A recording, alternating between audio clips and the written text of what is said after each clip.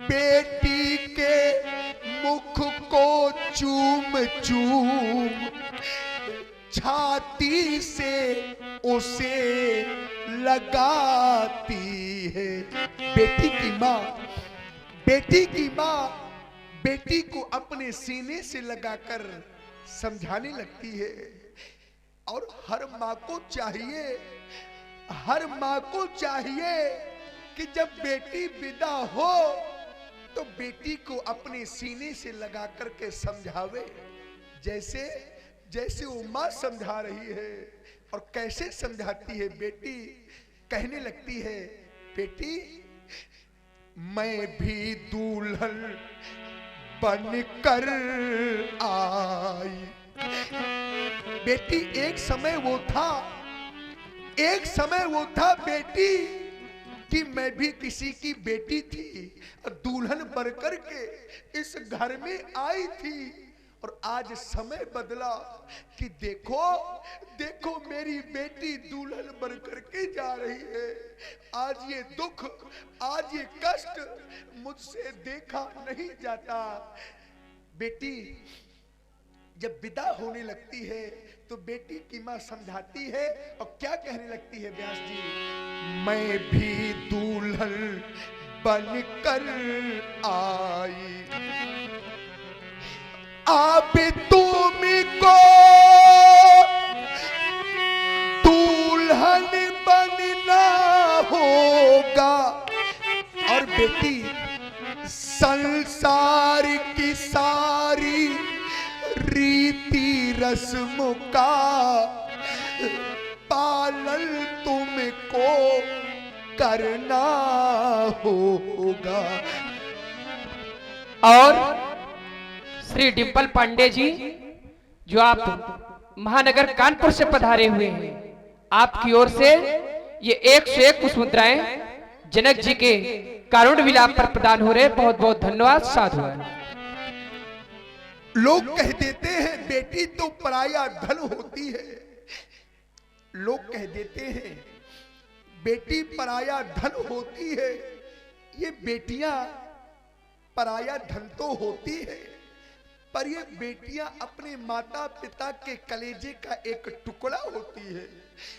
जिस समय पिता पर कष्ट आता है, मां पर दुख आता है, तो बेटी अपना कष्ट तो जीवन में निर्वाह कर लेती है, दुख में भी रह लेती है। लेकिन जिस समय पिता पर कष्ट आता है, मां पर दुख आता है, तो बेटी एक क्षण सह नहीं सकती, आगे हो जाती है उस दुख को सहने के लिए। बेटा तो एक क्षण दूर हो जाता है उस स्थिति में, लेकिन वो बेटी उस दुख को सहने के लिए आगे हो जाती है। तभी तो हमारा कहना है, बेटी लाखों पराया धनो है, बेटी लाखों पराया धनो है, बेटी हृदय का टुकड़ा होती है। और कीमत वही समझते हैं जिनके घर बेटी होती है। और सज्जनों, बेटा, लोग कह देते हैं बेटा हमें बड़ा प्रिय है, बेटा हमारे नैनों का तारा है, बेटा आंखों का तारा है, बेटी नैनों की ज्योति है। वो घर मंदिर बन जाता है जिस घर में बेटी होती है। घर में अगर बेटा हो जाए, घर में अगर बेटा हो जाए तो ये तो भाग्य की बात होती है। और अगर बेटी हो जाए तो ये भाग्य की नहीं, ये तो सौभाग्य की बात होती है। लेकिन दुर्भाग्य है और ये कटु सत्य है, दुर्भाग्य है कि जिस समय बेटा होता है तो लोग खुशियों से भर जाते हैं कि विधाता ने पुत्र दिया है, बेटा दिया है, खुशियां मनाते हैं, शहनाइयां बजवाते हैं। लेकिन जिस समय बेटी होती है तो कुछ लोग शोक मनाते हैं।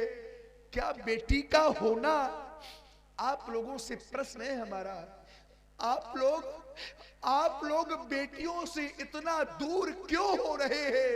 इन बेटियों ने ऐसा क्या अपराध किया है? जिस दिन आप लोगों से ये बेटियां दूर हो जाएंगी तो मेरे मित्रों प्रलय आ जाएगा। जब बेटियां ही नहीं होंगी तो भला ये संसार होगा? उत्तर मिला नहीं होगा। तभी तो हमारा कहना है व्यास जी, सौभाग्य की शाखा में ये खिलती है बेटी, सौभाग्य की शाखा में ये खिलती है बेटी,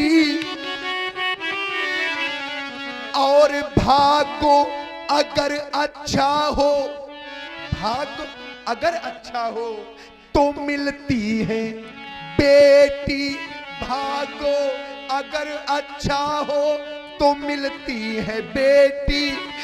कभी बन के कोयल और कभी बन के मैना, घरों आंगनों में चहकोती है बेटी। अगर नहीं है विश्वास तो कोई जाओ उस पिता से जाकर के पूछो कि जब बेटी को दूर करता है तो वो पीड़ा होती क्या है। उस पिता के दिल से पूछो, उस पिता के दिल से पूछो, जो सुता किसी को देता है और देने के पश्चात रोती रोती बेटी को देखो देखो, वो तो फूट फूट कर रोता है।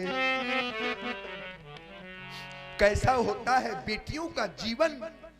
तो घर की पुरानी खिड़कियों को ये खोलती है बेटी। माँ का ध्यान रखने वाली है तो ये बेटी पिता का ध्यान रखने वाली है तो ये बेटी घर की पुरानी खिड़कियों को ये खोलती है बेटी। और जिस घर में बेटी हो तो घर की दीवारें बोलती। बेटियों ने हरदम घर का नाम रोशन किया है और वक्त पर बन करके मीरा जहर का प्याला पिया है। और सज्जनों, जब बेटियां गाती हैं, आदरणीय, जब हमारी देश की बेटियां गाती हैं, हमारी देश की एक बेटी ने, हमारे देश की एक बेटी ने इतना सुंदर गाया, इतना सुंदर गाया कि वो विदेशी राजा भी कहने लगे कि जब इस बेटी का देहावसान हो तो बेटी का हमें गला दिया जाए और गले में हम परीक्षण करके देखें कि ऐसा है क्या जो इस देश की बेटी इतना सुंदर गाती है। और कुछ समय पहले बेटी का देहावसान भी हो गया है। जब बेटियां गाती हैं तो स्वर के समंदर डोलते हैं। और मूर्ख हैं जो बेटियों को बेटों से कम तौलते हैं, क्योंकि बाप की पगड़ी है बेटी, क्योंकि बाप की पगड़ी है बेटी, मां का रेशमी परिधान है। अब बेटियां भगवान का सबसे बड़ा वरदान है। और बस समाप्त हो गया, क्योंकि अब हुई न मेरी पूर्ति और न रह गई इन वीरों में अब वो स्फूर्ति। देखो देखो मिथिला वासियों, देखो देखो महिपालो, मेरी बेटी की ओर रह गई मेरी सुषमा मूर्ति। ये उजड़ता जाता मेरा बाग, अब ना बजेगा कोई राग। अब जाओ यहां से भाग, क्योंकि धनुष भंग, ये धनुष भंग अब हो न सका, ये सभा करा दो भंग, क्योंकि बिगड़ गया मिथिलेश की ये रंग अवनीकरण। सचियो सभा समाप्त करा दो, सीता के सखियों ले जाओ बेटी सीता को।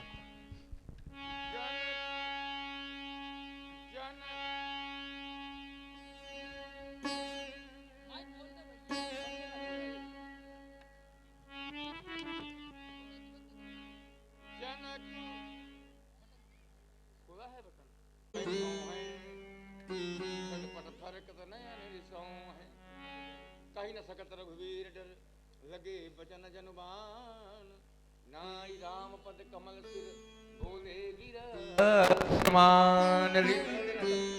समाप्त हो गया सीता स्वयंवर। आज सीता स्वयंवर अंतर्गत मैथिली का पारी गहन संस्कार नहीं हो पाया, तो आज राजा जनक जी के द्वारा कैसे अनुचित शब्दों का प्रयोग किया जा रहा, और आज वो राजा जनक के अनुचित शब्द कौन से हैं। अब जनकौ माथे भटमानी, ये वीर विहीन मही में जानी। आज इन्हीं थोड़े वीर राजाओं के द्वारा राजा जनक ने ये जान लिया कि अब ये वसुंधरा वीरों से विहीन हो गई है। इस वसुंधरा पर अब कोई भी ऐसा वीर नहीं बचा जो धनुष को दो खंडों में विभाजित कर दे। यहीं पर राजा जनक जी को सोच समझकर घोषणा करना चाहिए कि इनका प्रण पूरा भी हो पाएगा या नहीं। आज राजा जनक जी की प्रण की पूर्ति नहीं हुई है, तो कह रहे तजौ मास निज निज कह जाऊ, लिखा न विधि वैदेही विवाहु। आज इन्हीं थोड़े वीर राजाओं के द्वारा राजा जनक ने यह जान लिया कि वसुंधरा वीरों से विहीन हो गई है। इस वसुंधरा पर अब कोई भी ऐसा वीर नहीं बचा जो धनुष को दो खंडों में विभाजित कर दे। राजा जनक जी को सोच समझकर घोषणा करना चाहिए। जब कोई पिता अपनी पुत्री का विवाह करता है तो सर्वप्रथम घर का पता करता है, बर का पता करता है, कुल का पता करता है। लेकिन राजा जनक ने ना घर का पता किया, ना बर का पता किया और ना ही कुल का पता किया। केवल घोषणा करवा दिया कि जो वीर धनुष को तोड़ेगा उसी के साथ में सीता का संबंध होगा। लेकिन आज मैं राजा जनक को एवं इस समाज में बैठे वीरों को कैसे वीर मानूं? आज राजा जनक को मैं कैसे योगी मानूं? योगी जब योग करता है तो उसका ध्यान योग की ओर रहता है।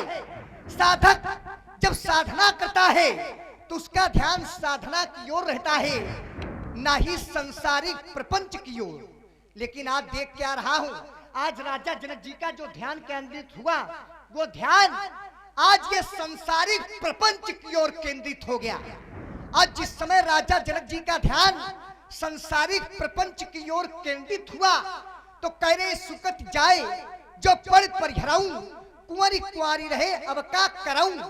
क्या आज राजा जनक जानकी के लिए रो रहे हैं? आज राजा जनक जानकी के लिए नहीं रो रहे हैं। आज राजा जनक केवल इस कारण से रो रहे हैं क्योंकि इनकी प्रण की पूर्ति नहीं हो पाई है।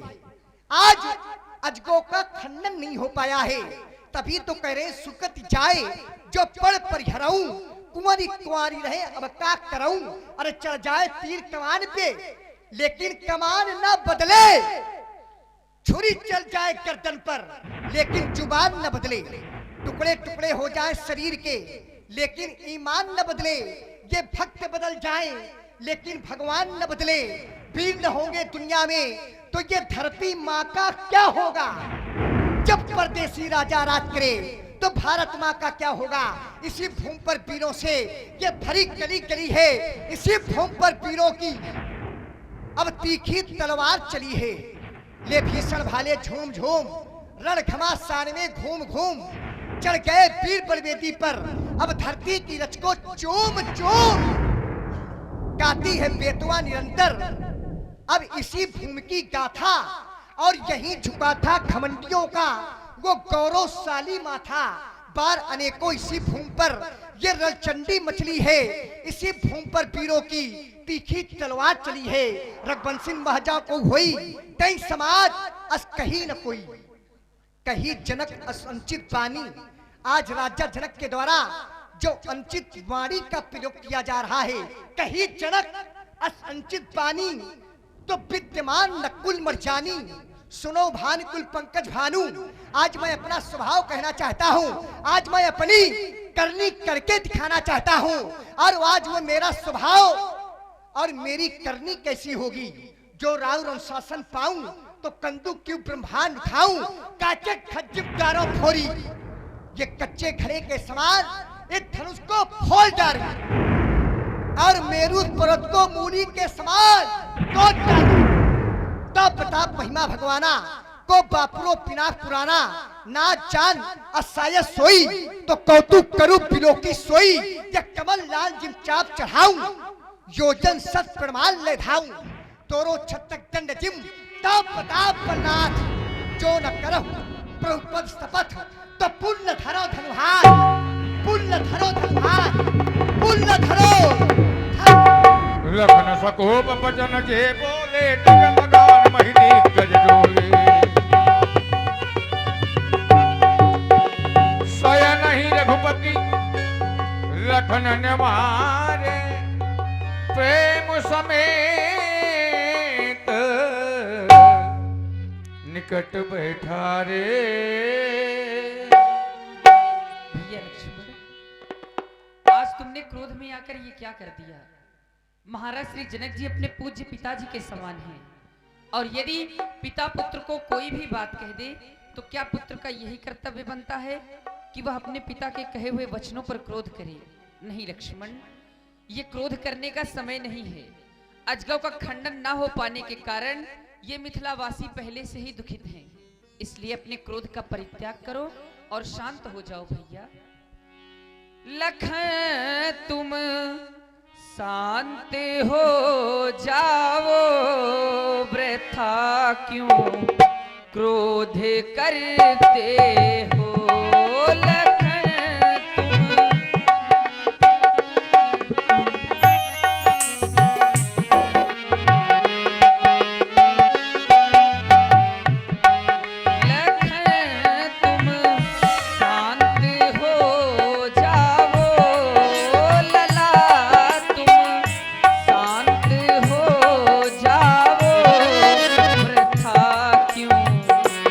क्रोध करते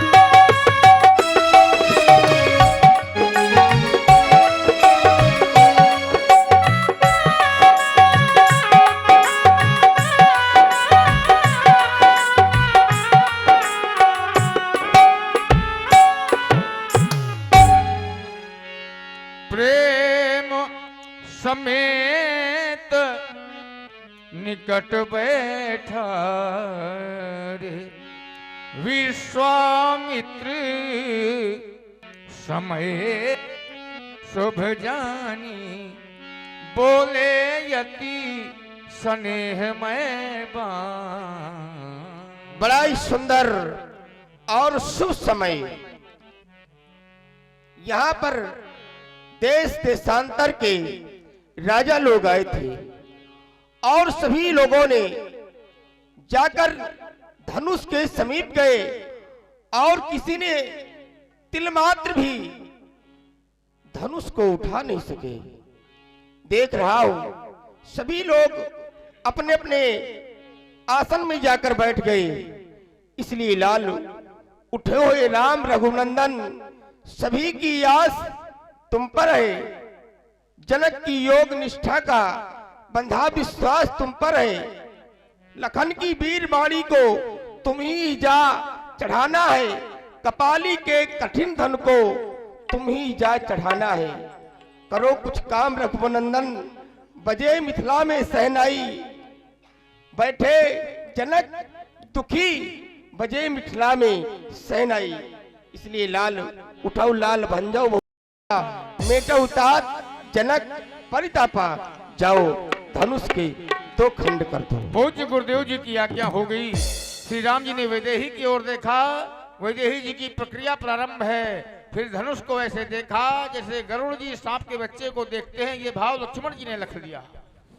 लखन लखऊ रघुवंश मणि ताक्यऊ हर को दंड पुलक गात बोले बचन चरण चापी ब्राह्मण। गरुड़ जी सर्प के बच्चे को देखते हैं, लेकिन लक्ष्मण इस समय किसे देख रहा है? लक्ष्मण देख रहा है अपने आराध्य देव की ओर। और जिस समय लक्ष्मण अपने आराध्य देव की ओर देखा तो दूसरी तरफ धनुष की ओर भी देखा। और जिस समय धनुष की ओर देखा तो दिस कुंजरों कमठ ही कोला। अब सभी लोगों को सावधान कर देना चाहता हूँ। सावधान इसलिए कर देना चाहता हूँ क्योंकि अब धनुष टूटने के लिए जा रहा है। दिस कुंजरों कमठ ही कोला धरौ धरण धर धीन न डोला। राम चाहे शंकर धनतोरा हो सजग सुन आयस मोरा। हे दसों दिशाओं में रहने वाले दिग्गज ऐरावता सुप्तीक वामन अंजन कुमुद पुष्पदंत पुंडरीक तथा सार्वभौम और धरती को पकड़ने जकड़ने वाले सर्प बारा कमठ सभी लोग धरती को पकड़े जकड़े रहना, क्योंकि हमारे भैया राम धनुष का खंडन करने के लिए जा रहे हैं। राम चाहे शंकर धनतोरा हो सजग सुन आयस मोरा। सभी लोग सावधान हो जाएं। सावधान सावधान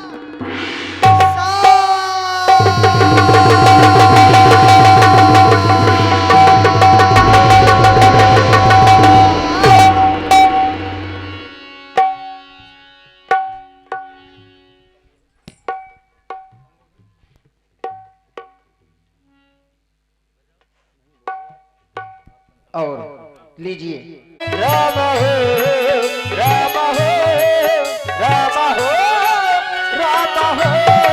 राम हो राम हो राम हो राम हो देखी विपुल विकल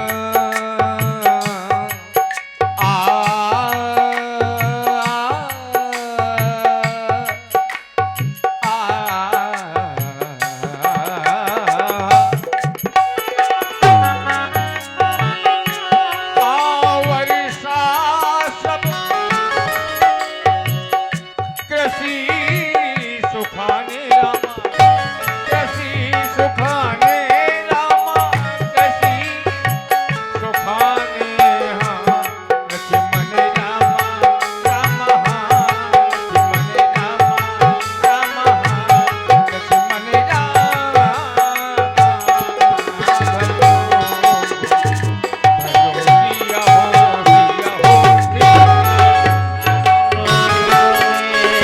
करेगा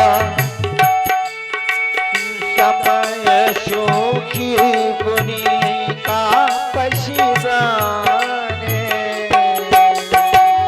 का पशिदाने रामा का पशिदाने लक्ष्मण रामा हो लक्ष्मण रामा रामा हो लक्ष्मण रामा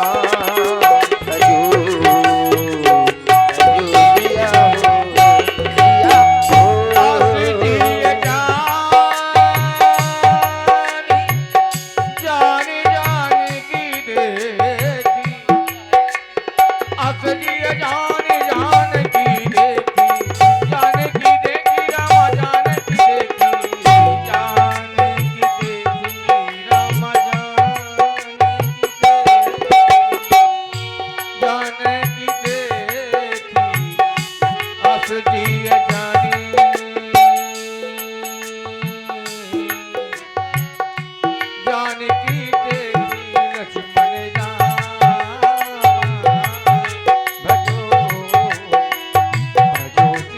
हो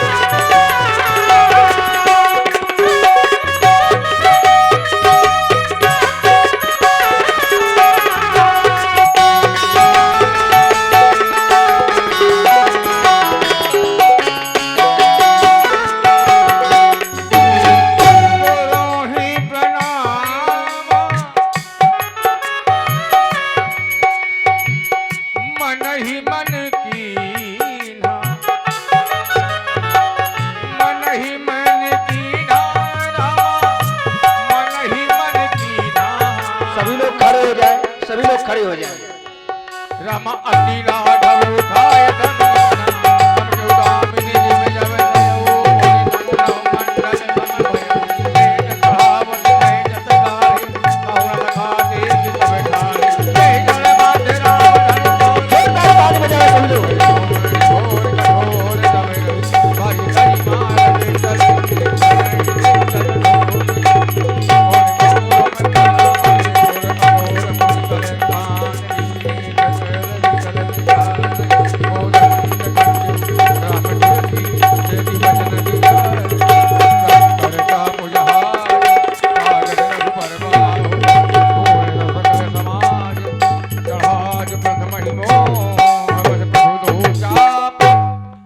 महिडारे देख लोग सब भये सुखारे सतानंद तब आय सुदीना सीता गमन राम वहीं की सीता की सखियों अतिशीघ्र सीता जी को